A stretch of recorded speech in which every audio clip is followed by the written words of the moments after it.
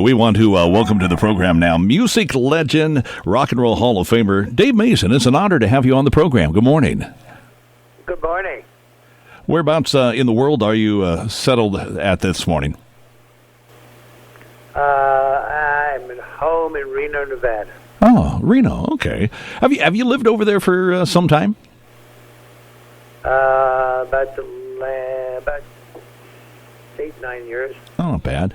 You have been in your lifetime pretty much all around the world. Is there anything on the bucket list of places that you would like to go that you've yet had a chance to put your feet on the soil of? Gosh, I don't know. Well, I haven't been to Australia, New Zealand, so that'd be nice. That a would long be. way. It would be. Are you nervous to do any kind of traveling right now? What would make you comfortable? What has to happen before you would be comfortable and get on a plane to go to Australia or a boat or something like that? Private plane, come get me. And there you go. That's got to be one of the things that is different now compared to decades ago when you first got into this business of the perks that you have to your at your beck and call, isn't it? Well, I don't. I'm just throwing that out there. I have a bus when I tour. Mm-hmm. So I don't like touring, flying all over the place. Let me talk about this project that you and the Quarantines put together. It's really, the song is awesome. It's always been awesome. The people that you have in the mix here come together, and it's just a lot of fun. What was the inspiration for doing the video and the music for Feelin Alright that you and the Quarantines put together? Well, I mean, nothing more than just really just. Well, I thought it'd be interesting just to put a little group of known people with their own, each artist is had their own success together doing something, since I didn't think there was anything out there kind of quite like that. And Feelin Alright is a song everybody knows, and basically just to put a little, pick the day up for everybody in this, in this lockdown sort of time, was just basically for fun, and it turned out way better than I thought it would, way better than everybody thought it would. So, I mean, that was the impetus really to do it. Nothing really monumental, or other than put a little smile on everybody's face. Well, definitely does. The song, let me ask you about that. You penned that a few years ago when you were 22 and you were off on a Greek island.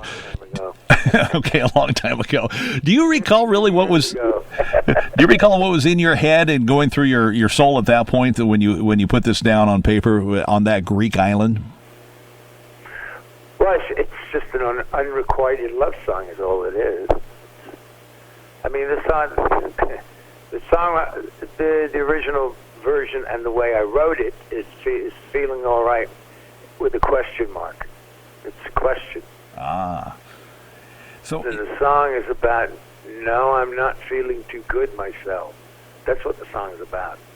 So you said it's kind of a love song, but do you recall at that point, so many years ago, who that love was that might have inspired that for you? Sure, I remember who it was. You want to share any of that with us? Not really. Okay. How did you come about the group of people to make up the Quarantines? I mean, you've got Mick Fleetwood and Sammy Hagar, Michael McDonald, a bunch of the Doobie Brothers, and more. How did they all come together to be the Quarantines? Well, Mick I've known for a long time, and I was with Fleetwood Mac from '94 to '96.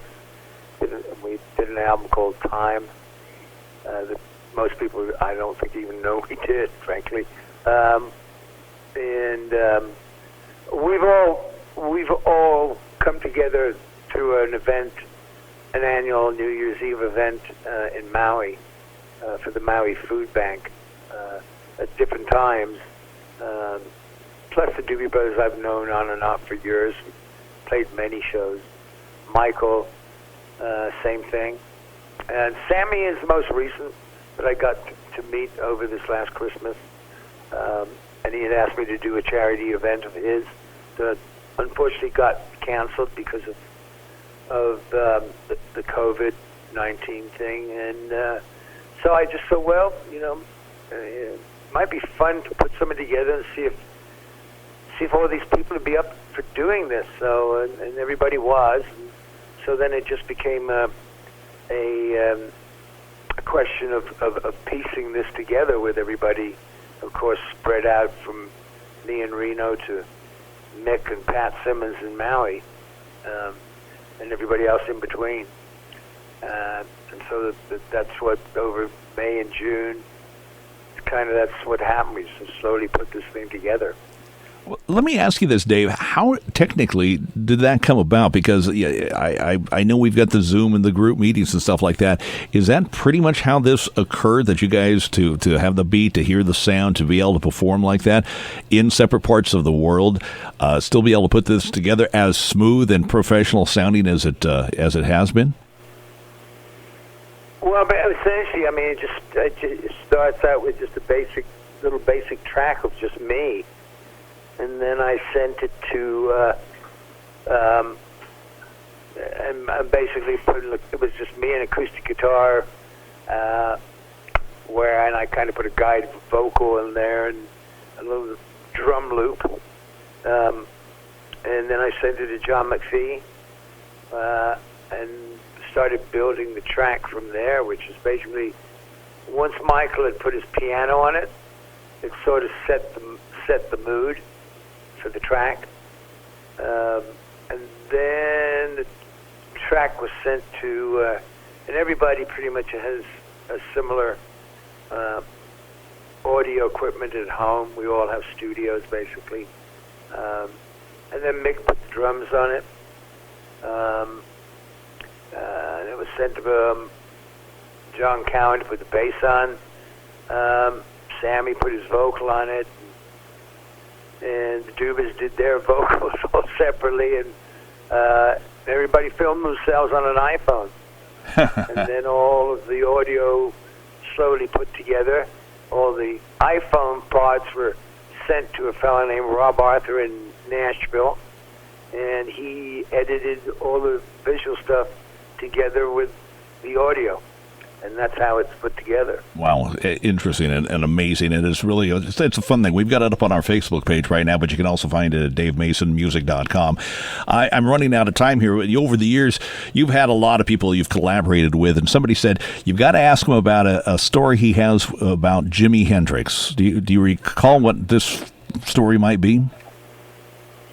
I don't know which one. You have to... Well, maybe one of these. I mean, I don't know specifically which part of Hendrix you're referring to. All right. Well, I'll have to let Dan know that you had too many stories to share on that one. I had the pleasure once to bring you on stage over at Clear Lake at Canocti and say hi to you in person. It's a pleasure to talk to you again, rock and roll Hall of Famer, music legend, and really, a blessing in the world to have had all the talents that have come from you that you've shared. And thank you very much. You are welcome. Thank you. Dave Mason, enjoy your day in Reno, and thank you for the song. And hopefully we'll have a chance to be together at some point, and we'll find some Jimi Hendrix stories and more to talk about. Okay. Okay. Thanks. All right. Thanks, Dave Mason.